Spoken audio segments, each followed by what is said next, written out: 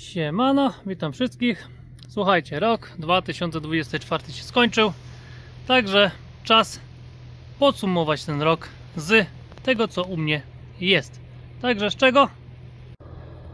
Podsumowanie ze zużycia pompy ciepła, która grzeje dom poprzez grzejniki średnią temperaturą 35 stopni. Podsumowanie z klimatyzatorów. Ja mam dwie sztuki klimatyzatorów, które wspomagają to ogrzewanie, a także chłodzą, słuchajcie, w lecie, także w jedną i w drugą stronę. O, tutaj mamy drugi klimatyzator. Podsumowanie, bo już cały rok praktycznie jest u mnie auto elektrycznego o zasięgu 100 km. Ile już udało mi się tak naprawdę zaoszczędzić dzięki temu samochodowi. Słuchajcie, podsumowanie instalacji. To jest instalacja, nie jest off-gridowa, ale nie jest sieciowa, tylko instalacja, że tak powiem, off-gridowa z podciąganiem z sieci 2,4 kW, z którą jest też spięty magazyn energii, pod który jest podpięta też te 2,8 kW panele są. Także mamy podsumowanie, że tak powiem, takiego hybrydowego magazynu energii z instalacją 2,4 kW plus 800 W pik paneli.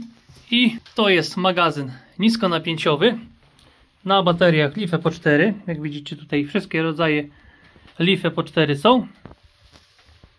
O pojemności 30 kWh na jednofazowym falowniku daje. No i częściowe podsumowanie ostatnich 3 miesięcy pracy wysokonapięciowego magazynu energii. Tutaj mamy Sofara i magazyn energii 10 kWh, z którym współpracuje instalacja fotowoltaiczna na dwóch solar trackerach. Jeden 385 kW, a drugi 5 kW. Obydwa solar trackery są jednoosiowe o stałym kącie 45 stopni. I podsumowanie bufera 900 litrów. Bufera 900 litrów, który współpracuje z pompą ciepła, tak jak wam pokazywałem, z kolektorami słonecznymi i z wężownicą CW jak na razie. Później będzie tego więcej. I od razu, słuchajcie, do że tak powiem, do zużyć na ogrzewanie. Tutaj macie powierzchnię domu. Jak jest powierzchnia domu? 165 metrów. Ogrzewana bezpośrednio jest 110 metrów. Reszta to jest maszynownia, ale też jest grzana przez straty. Także dom 160 metrów. Dwa klimatyzatory mamy na dogrzewanie i ewentualne chłodzenie. Więcej się z nich chłodzi, jak grzeje. Pompa ciepła, bufor, pompa ciepła do ciepłej wody użytkowej. O, z tego też jest podsumowanie z całego roku, bo jeśli kolektory słoneczne nie dają rady, to ta pompa ciepła też dogrzewa. I przy okazji też kolektory słoneczne dogrzewają centralne ogrzewanie, ale to jest taki już minimalny stopień. To będzie w tym roku w miarę ogarniane. No i tyle, słuchajcie. Standardowe podsumowanie moje miesięczne, tylko teraz z tego, co było przez cały rok. Czy jest dużo na ogrzewanie kilowatogodzin, czy auto elektryczne opłaca się nawet z takim krótkim zasięgiem nie wydawać na paliwo, jak się ma fotowoltaikę na starych zasadach, ale na nowych zasadach słońce świeci też przecież przez 9 miesięcy w roku bez żadnego problemu, także do Excela. Międzynarodowe Targi Energetyki i Elektrotechniki oraz Odnawialnych Źródeł Energii ENEX Kielce. Zapraszamy do strefy youtubera 18-19 luty 2025. Bądź tam z nami.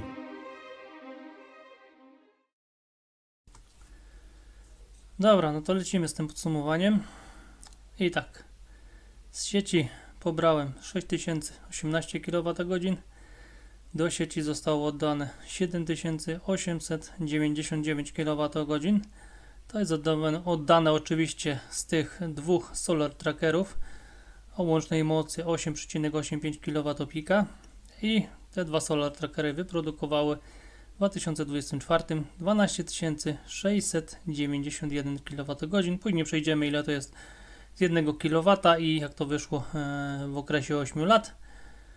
Autokonsumpcja, czyli zużycie bezpośrednie i poprzez magazyn energii w ostatnie 3 miesiące jest tutaj 10 kW magazyn energii, a do czerwca był 40 kWh magazyn energii. Także tutaj była przerwa, lipiec, sierpień. Zmiany. I oto konsumpcja to jest 4792 kWh, co nam daje 38% z całości. No jakby nie było dużo, produkcja w lecie zmniejsza całościowo autokonsumpcję, ale jak widzicie styczeń, luty 97, listopad, grudzień 83-90%. Tu już niestety mniejszy magazyn energii zmniejsza tą autokonsumpcję do produkcji, nie? Także tutaj tego nie przeskoczymy. I tak, nadwyżka na końcówkę tego roku to jest 2252, około 2300 kWh będzie, jak jeszcze podsumują tamte godzinowe, bo licznik tego nie liczy. Powinienem się do lutego wyrobić, dlatego że moje rozliczenie jest przesunięte na miesiąc luty. I tak, zużycie prądu tutaj w jednym miejscu, bo ja mam dwa zużycia podliczone właśnie tutaj z tych instalacji 385, no z solar trackerów i tego magazynu to jest jedno zużycie prądu i drugie zużycie jest właśnie z tego niskonapięciowego magazynu energii. Później to wszystko Wam powiem, jak to wygląda w podsumowaniu. I tak, zużycie tutaj na tej instalacji to jest 10 439 kWh. Domowy prąd użytkowy plus tam ładowanie elektryka ładuję raz z jednego, raz z drugiej instalacji. To wszystko zależy od tak naprawdę roku, bo w lecie lecę z niskonapięciowych, a w zimie lecę i tak z sieci to lecę na tym wysokonapięciowym, żeby tam ten niskonapięciowy sobie pracował. I tak, no tak wygląda właśnie ten domowy prąd użytkowy, 6434 kWh. Pompa ciepła do CWU 201 kWh. To co z kolektorów brakło, no to widzicie, tutaj mamy maj, czerwiec, lipiec, sierpień. Kolektory ogarnęły, a później zaczęło brakować. Średnio 1,5 kWh wychodzi na dobę, jak widzicie tutaj 33-40 kWh, 1,5, to zależy jakie jest zużycie tej ciepłej wody. Także 210 kWh z pompy ciepła. Pralka, suszarka, to jest ten drugi okres. Mamy pralkę, suszarkę wliczoną. To jest tutaj była farelka. Już nie chciałem tego rozdzielać, także widzicie jak pralka, suszarka, jakie są zużycia, 50, prawie 70 kWh. Razem z farelką, bo była farelka w łazience, to mamy 175 kWh. Farelka jest doliczona do ogrzewania tutaj ogólnie do podsumowania z ogrzewania. Pralka już nie jest do tego wliczona, no bo jakim cudem, ale z drugiej strony suszarka jednak ogrzewa. Łazienkę to takie pół na pół, ale razem mamy 175. Nowego roku to się już fajnie wyrówna. Pompa ciepła, przepraszam, normalnie gardło mam takie zjechane, że nie wiem co. Pompa ciepła 7 kW, która grzeje nagrzejniki poprzez bufor 900 litrowy. Sezon tutaj grzała poprzez zbiornik 300 litrowy, 35 stopni nagrzejniki. Tutaj drugi sezon grzeje nam poprzez 900 litrowy, też 35 stopni nagrzejniki. Wzięła 2779 kWh. Klimatyzator 3,5 kW na grzanie i chłodzenie. Zobaczcie tutaj. Już mamy czerwiec, lipiec, sierpień. To zaliczam jako chłodzenie. Po 140, 120. Tutaj 85 to jest chłodzenie i to jest odliczone. Za chwilę Wam tutaj powiem, jak dokładnie tam wyszło. Razem mamy grzanie i chłodzenie 756 kWh, klimatyzator 2,6 kW, tylko na grzanie, bo jednak parterówka nawet w lecie czasem, że tak powiem, trzeba było dodmuchać. No, takie pomieszczenie, że na lato bardzo fajne, na zimę też w miarę, bo też się tak nie wychładza, ale trzeba tam dodmuchiwać i mamy klimatyzator 2,6 kW, 690 kWh zużycia. I razem to jest grzanie, chłodzenie całościowo. Tutaj mamy wszystko, no moje ogrzewanie tak naprawdę z chłodzeniem to jest 4284 kWh, ale dokładnie to na ogrzewanie poszło 3931 kWh, a na chłodzenie poszło 353 kWh. To już sobie z boku zapisałem. Także dalej nie przekroczyłem 4000 kWh i bardzo fajnie. Dalej.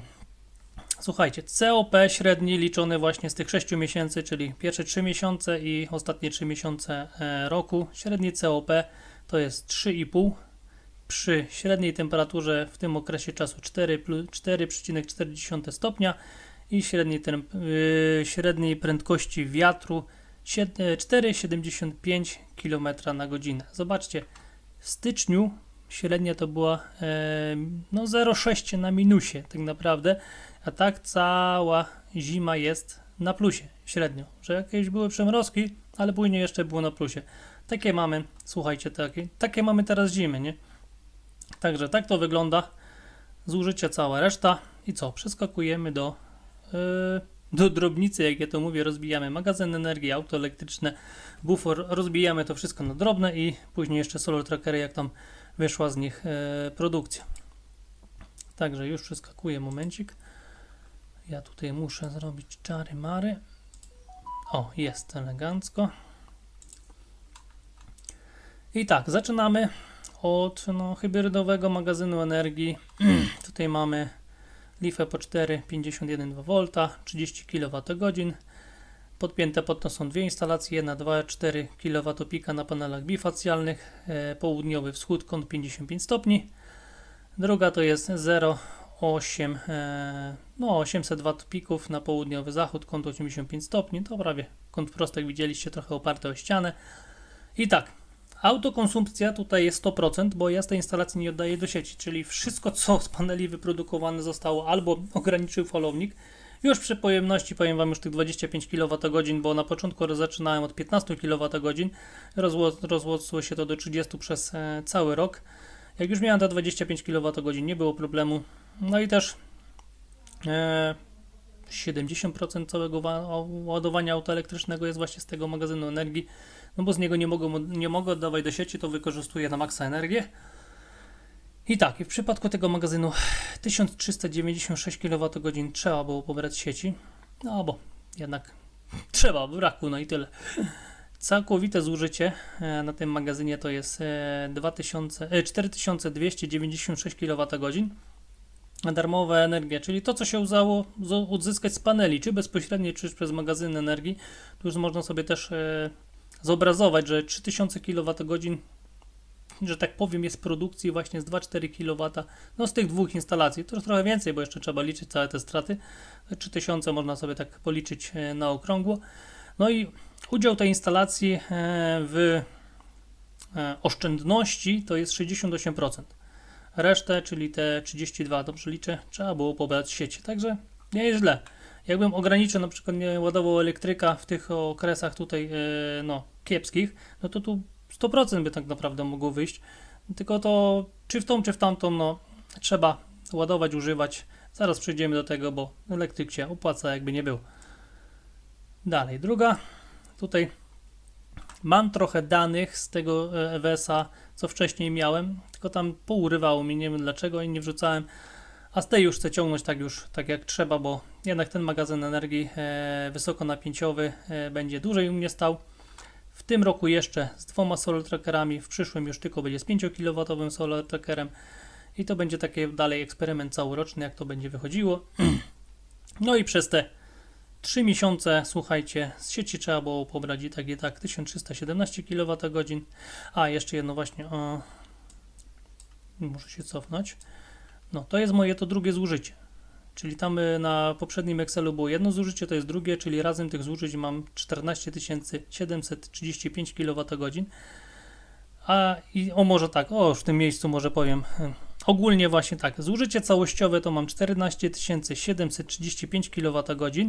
Z sieci musiałem pobrać, jak widzieliście, 6018 kWh, czyli w tym momencie z sieci musiałem pobrać 41% całego mojego zużycia. Także te 59 jednak na swoim, a w przyszłym roku bardziej to spróbuję optymalizować i postaram się zejść do 30% poboru z sieci, a resztę na swoim. Zobaczymy, jak to wyjdzie i przy takim zużyciu prawie 15 000 kWh to już jest, słuchajcie, bardzo dużo. Te 6000 kWh mogę wyrównać, to zaraz powiem Wam czym. Dobra, wracamy do tego. Z sieci pobrane 1317 kWh, energia zużyta całościowo 2064 kWh. No i, że tak powiem, udało się wyłapać z tej instalacji, co nie poszło w sieć, no to 747 kWh w tym najtrudniejszym okresie praktycznie dla fotowoltaiki. 36% udało się odzyskać z instalacji albo bezpośrednio, bo ja się staram jednak tutaj w tych okresach ładować auto w dzień i ta autokonsumpcja też mi troszeczkę powiększa i przez magazyn energii. No a niestety to jest 10 kWh, czyli macie jakieś 8,5 użytkowe i tu tego nie przeskoczymy, to się szybko wykorzystuje, a ja mamy w listopadzie, nie, w październiku jeszcze 50 kWh potrafiłem na dobę wyprodukować, także no nie szło tego upchnąć ani w auto, ani w magazyn, no musiało iść w sieć, dlatego tutaj udział jest po prostu taki mały. Zobaczymy, jak to będzie później, jak będzie mniejsza instalacja, tylko piątka, jak to będzie wszystko się zachowywało. Teraz tak, auto elektryczne to jest Renault Kangoo ZTE o zasięgu 100 km. Nie opłaca się, nigdzie tym nie dojedziesz. Ja w tym roku, znaczy w roku 2024 zrobiłem 13 570 km. Pochwalcie się, ile wy zrobiliście swoimi spalinowymi samochodami. Normalne takiej jazdy, nie, że ktoś tam ma działalność albo coś i jeździ w tej i we w te, tylko normalnie tacy, co żyją, to niektórzy nawet połowę z tego nie robią, tych kilometrów. No ale no, elektryk się nie opłaca, bo raz na 10 lat nad morze nie dojedzie. Ok, lecimy. Słuchajcie, także 13 570 km. Zużycie na te kilometry, słuchajcie, to jest prawie 3000 km, 2997 kWh, przepraszam, zostało zużyte prądu. Także prądu za około 3000 zużyłem, może na mniej, jakbym przeszedł na taryfę i zaczął jeszcze auto w taryfach ładować, w ogóle bez, że tak powiem, fotowoltaiki, to poniżej 3000 by wyszło pewnie na prąd, na ładowanie. Średnia z kilowatogodzin na 100 km zużycie to jest 22,3. Oszczędność. Ja tu oszczędności wyliczam średnio 7 litrów na 100 km ropy, bo przeskoczyłem akurat z auta na ropę na elektryka. I niech mi ktoś nie powie, że jemu tam pali 4,5 litra, tylko niech mi teraz powie, ile mu w zimie pali, jak jeździ tam i z powrotem po 5 km cały czas na zimnym silniku, a jeszcze jak ma jakiegoś DPF albo inne dziadostwo, to niech się pochwali tymi 15 litrami zużycia. I później jeszcze w te 7 litrów jest wliczone przynajmniej jeden serwis olejowy i filtrowy, bo co 10-15 tysięcy jednak taki serwis trzeba zrobić, czyli jak dla mnie 7 litrów na 100 km jest bardzo w porządku i w tym momencie zobaczcie, 5760 zł nie wydałem na paliwo, a ja bym chciał na prąd wydać, to bym wydał 3000, także prawie, że tak powiem, drugie tyle za oszczędności. Czyli mimo tego, żebym jeździł na prądzie z własnego gniazdka, jeszcze by mi w kieszeni zostało prawie 3000. No. Albo i nawet równe 3000, zależy jak to ładować a z fotowoltaiką no, zostało mi 5760 bez żadnego problemu. Tu są średnie ceny paliw, także średnia wychodzi 6,3 litra, no 6,3 litra po prostu, bo to jest miesięczne. No i ogrzewanie postojowe, bo to auto jednak ma ogrzewanie postojowe moje i to go ratuje, no ale ropa też spala. I na te 13 nie, bo tutaj trzeba liczyć ile miesięcznie, bo w miesiącach tylko zimowych, że tak powiem, tankuję ropę i ta dycha powinna być tutaj, bo ja przez te miesiące jeździłem z pustym bakiem od Webasta, bo nie było sensu i zatankowałem sobie dopiero w październiku, to powinienem ją tak naprawdę przesunąć tutaj, ale całościowo to się zgadza. Z drugiej strony patrząc tak na jazdę i tutaj na zużycie, to średnio na 100 km idzie mi litr ropy do Webasta. Pamiętając o tym, że ja najpierw odpalam Webasto, później idę do domu i później jak przyjdę już do ciepłego auta i dopiero jadę. Także 20-30% to jest ogrzewanie postojowe, takie naprawdę postojowe. Także no, niech sobie każdy zobaczy. Prawie 6000 nie wydane na paliwo. To jest co? Słuchajcie, właśnie, to jest to, że z sieci pobrałem 6018 kWh, a na paliwo nie wydałem 5700. I teraz tak naprawdę jakbym Nawet nie w net meteringu, w net billingu to jeszcze nawet wyjdzie, był w ogóle, tylko miał panele i nie miał żadnej umowy, to co nie wydałem na paliwo, spłacę rachunek za prąd. Także dalej wychodzę na zero. Wszystko kwestia skali i kwestia kombinowania. Także jak kto chce, jak kto woli. I lecimy do bufora. Z buforem zabawa się zaczęła od października, bo się sezon grzewczy mniej więcej zaczął od października. I bufor pracuje jeszcze z kolektorami słonecznymi, które w październiku troszeczkę tego słoneczka, najpierw kolektory grzeją zbiornik 300-litrowy do CWU, a później to, co tam z wężownicy wypada, wlatuje właśnie do tego bufora 900-litrowego i tam jeszcze zostawia swoją energię. I na przykład w październiku jest na plus, 116 kWh ciepła, kolektory jeszcze dobiły na plus, później już no niestety nie było tego słońca, to jest wszystko na minusie i ogólnie.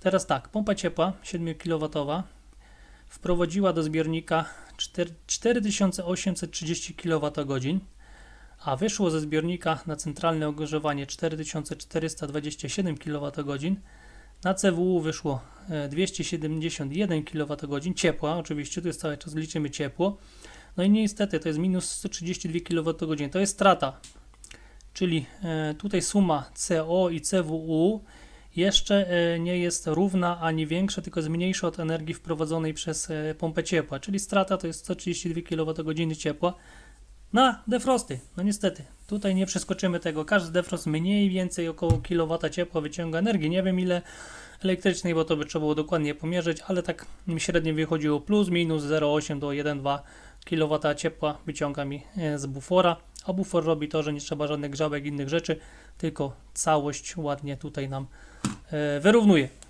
Czyli pompa ciepła może 7 kW nawet z buforem 900 litrów, a w przyszłości będzie pracowała z buforem 1400 litrów nawet.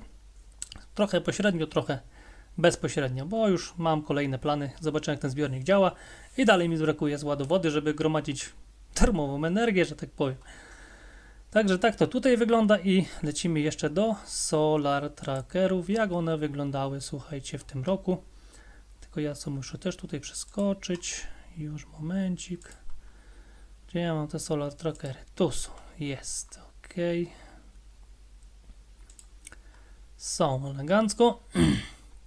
Tutaj macie wykres szary, to jest 2024 rok. Zobaczcie jak to chodziło. Styczeń był najlepszy prawie. Luty taki pół na pół. Patrzymy na te większe słupki, bo tutaj była 385 kW instalacja. O, co widzicie, tutaj czarne. Była 385 kW instalacja. Dopiero od 2020 roku jest 5 kW. No i sumowane są po prostu te wyniki. Także tutaj widzimy. No nie, luty był najgorszy akurat. Marzec był taki też najgorszy.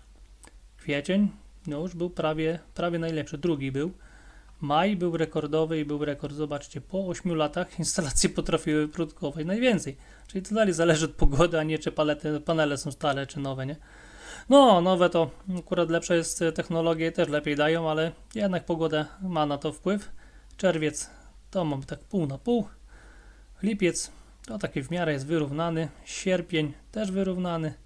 Wrzesień takie pół na pół w półeczce. Październik też takie mniej więcej, lepiej, gorzej. W listopadzie to, jak ja to mówię, to już jest listopad, grudzień i styczeń, to jest taka loteria, czy będą słoneczne dni, czy nie, ale zobaczcie, listopad chyba nawet najlepszy był ze wszystkich, zobaczmy. Mamy listopad 280, nie, 2020 był lepszy, 347 kWh. Jakoś dziwnie te słupki wyglądają. Tu mamy ile? Czemu tutaj mi pokazuje 412 wartość? Nie wiem. A nie, tu jest listopad. A nie, dobrze, tu jest 412. Ja nie na ten patrzę co trzeba. Najlepszy był listopad. No widzicie. Ja już tak czasem po prostu mi się to wszystko myli, dlatego te słupeczki mi to poprawiają. Tak to wygląda. I ogólnie od 2016 roku najpierw jedna, później druga instalacja. Zobaczcie, mamy prawie najlepszy rok, bo najlepszy był 2022 i z 1 kW instalacji wyszło, znaczy tak, z 1 kW instalacji wyszło 1440 kWh, a w tym roku z 1 kW instalacji wyszło 1434 kWh. Także dużo nie brakło. No i ogólnie już te dwie instalacje całościowo wyprodukowały 74 298 kWh, co nam daje z 1 kW 11 322 kWh. Także co Wam mogę powiedzieć? Wszystko się opłaca, jak się tylko chce. Raz trzeba zaryzykować, raz nie. Ale jak ja mówię, jak to jest coś z dużej skali, jest tego dużo, to chociaż jedno traci, to drugie tu później podgania. Dlatego ja mam dużo różnych i jedno działa wtedy lepiej, drugie wtedy lepiej, trzecie jeszcze w innym okresie lepiej. Wszystko się uzupełnia, a summa summarum, jak widzicie, robi fajną robotę. I 2024 minął. Ja nie zwalniam tempa. Robota idzie. Kolejne projekty się szykują. Także zobaczymy co dalej. To co? Wszystkiego najlepszego w nowym roku. I lecimy z tematem dalej. Trzymaj się ciepło. Cześć.